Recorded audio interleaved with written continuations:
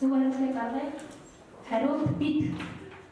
Жил бүрийн 5 дугаар сарын эхний ням гарагийг үндэсний бичиг үсгийн баяр болгон тэмдэглэх тухай Монгол Улсын ерөнхийлөгчийн зарлиг 2013 онд гарсан. Үүнээс хойш үндэсний бичиг үсгийн баярыг улс орон даяар өргөн дэлгэр тэмдэглэж ирсэн. Тиймээс энэ жил Орхон аймагт 16 дахь жилдээ зохион байгуулагдаж байна. Иймд энэхүү ажлын хүрээнд төрийн байгууллагын албан хаагчдын дунд Монгол бичгийн тэмцээн зохион байгууллаа. Зөв хариултыг авъя. Хариулт бид.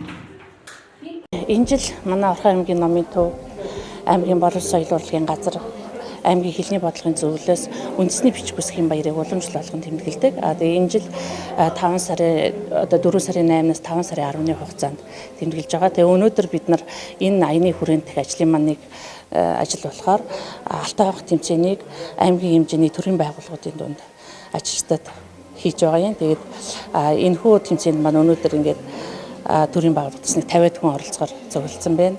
Мөн сайхан бичгийн уралдаан, уран биерийн, бүтээлийн ингээд дандаа монгол бичгээр ийм уралдаануудыг мөн EBS-ийн сурагчид, хүүхдүүд мөн нийт насан туршидынхаа дунд зохион байгуулж байгаа. Тэгээд үндэсний бичиг үсгийн баярын аяны маань анхны тэмцээн өнөөдөр ингээд эхэлж байгаамаа. За, өгөө уушаа.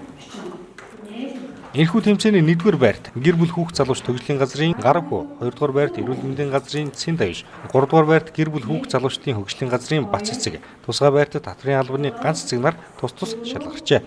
Мөн дээрх баярын хүрээнд Монгол бичгээ хойш үедээ өвлүүлэх, түүх соёлоороо бахархах хүслийг дээшлүүлэх зорилгоор үндэсний бичиг соёлын уралдаан, Монгол бичгийн улсын төрөлдсөн олимпиад, уран бичлэг, тэргүүний уншигч зөв сайхан бичгтэн шалгаруулах уралдаан сургалтыг явуулах ажээ. За, анх бичлэгээс асуултаараа